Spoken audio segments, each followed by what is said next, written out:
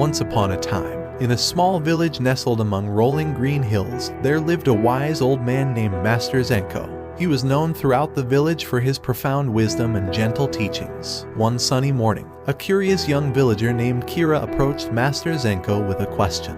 Master Zenko, Kira began, "Can you tell me about the 5 things that make a person mentally weak?" Master Zenko smiled and motioned for Kira to sit beside him under the shade of a tall cherry blossom tree. "Of course, my child," he said, "but I will share these lessons through a story, for stories often hold the deepest wisdom." Kira nodded eagerly, and Master Zenko began his tale. Once, in a distant land, there was a young man named Hiro. Hiro was strong and capable, but his mind was clouded by 5 things that made him mentally weak. Let us learn from Hiro's journey. 1. Attachment to the past. "Hiro, my dear," Master Zenko began, "one of the first things that made him mentally weak was his attachment to the past. He often dwelled on past mistakes and regrets, allowing them to haunt his thoughts. Instead of embracing each new day as a fresh start, Hiro carried the heavy burden of his past." Kira pondered this as Master Zenko continued. 2. Fear of the future. The second weakness that plagued Hiro was his fear of the future. Master Zenko continued.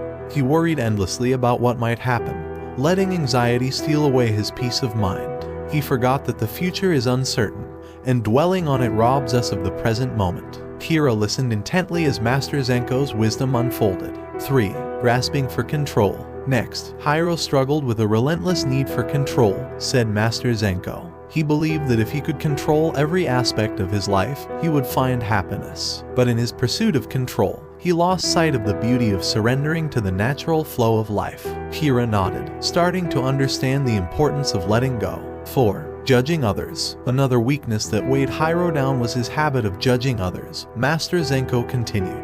He was quick to criticize and slow to empathize, forgetting that we are all on our unique paths. Judging others only added unnecessary suffering to his own life. Kira couldn't help but reflect on her own judgments. 5. Neglecting self-care. Lastly, Hiro often neglected his own well-being, said Master Zenko.